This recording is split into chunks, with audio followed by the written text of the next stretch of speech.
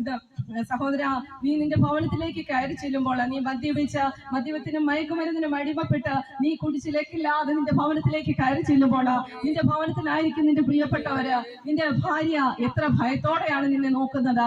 നിന്റെ കുഞ്ഞുങ്ങൾ നിന്റെ വരവ് കാണുമ്പോൾ എത്ര ഭയത്തോടും വിറവിലോടും കൂടിയാണ് നിന്റെ ഭവനത്തിൽ നിന്നെ നോക്കിയിരിക്കുന്നത്. നിന്റെ മാതാപിതാക്കൾ സമാധാനം എന്തെന്നറിയാതെ എത്രയോ നാളുകളായി നിന്റെ മദ്യപാന മുഖാന്തരം വേദനിക്കുന്നു. അതിൽ നിന്നൊക്കെ ഒരു മാറ്റം ആവശ്യമില്ലേ? നീ സ്വബോധത്തോടെ ഇരിക്കുന്ന സമയങ്ങളിൽ നിന്റെ കുടുംബത്തെ ഒന്ന് ചിന്തിച്ചിട്ടുണ്ടോ സഹോദര? നീ കുടിക്കുന്ന മദ്യത്തിന് നിന്നെ നശിപ്പിക്കുവാനേ കഴിയുള്ളൂ.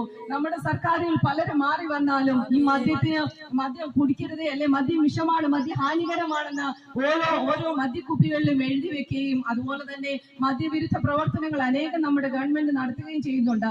എന്നാലും അവർ തന്നെയാണ് നമുക്ക് മദ്യം സപ്ലൈ ചെയ്യുന്നതും. ഈ നമ്മുടെ മുക്കുകളിലൊക്കെ നമ്മുടെ ഓരോ കവലകളിൽ ഇപ്പൊ മദ്യഷാപ്പുകള്, കള്ളുഷാപ്പുകള്, അതുപോലെ ബാറുകൾ വരികയാണ്.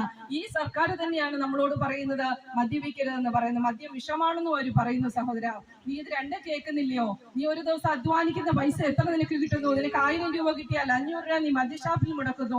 500 രൂപ നീ തിരിച്ചു വരുമ്പോൾ നീ മദ്യപിച്ചതിന്റെ പേരിൽ ഗവൺമെന്റ് തന്നെ, ഈ പോലീസുകാർ തന്നെ വെറ്റിയടിക്കുന്നു. നിന്റെ വീട്ടിൽ നിനക്ക് എന്ത് കൊണ്ടുപോകാൻ കഴിയുന്നുണ്ട്? എത്ര രൂപ നിന്റെ ഭവനത്തിൽ എത്തുന്നുണ്ട് ഒരു ദിവസം? ഈ ആഴ്ചയിൽ 4 ദിവസമെങ്കിലും ഇത് ആവർത്തിച്ചാൽ നിന്റെ ഭവനം എങ്ങനെ കഴിഞ്ഞു പോകും? നിന്റെ ഭാര്യ നിന്റെ അടുക്കളയിൽ എന്ത് വെച്ച് വേവിക്കുന്നു എന്ന് നീ അറിയുന്നുണ്ടോ? മദ്യത്തിനും മയക്കുമരുന്നിനും അടിമപ്പെട്ട് നീ നിന്റെ ഭവനത്തിൽ കയറി ചെല്ലുമ്പോൾ നിന്റെ കുഞ്ഞുങ്ങൾ എന്ത് കഴിച്ചെന്നോ കുടിച്ചെന്നോ അവരുടെ ആവശ്യങ്ങൾ എന്തെന്നോ നീ അറിയുന്നുണ്ടോ സഹോദര? ഇതൊന്നും അറിയാതെ നീ ഒന്നും അറിയാത്ത ഒരുവനെ പോലെ നീ ജീവിച്ചു പോകുന്നു. നിന്റെ അവസ്ഥ എന്താണ്? നിന്റെ ഭാവി എന്താണ്? എല്ലാ മനുഷ്യരും അറിയുന്നു, എല്ലാ മനുഷ്യർക്കും ഉള്ള ഒരു സത്യമുണ്ടാവും, മരണം. ഇത് നാളെ നിന്നെയും തേടി വരും.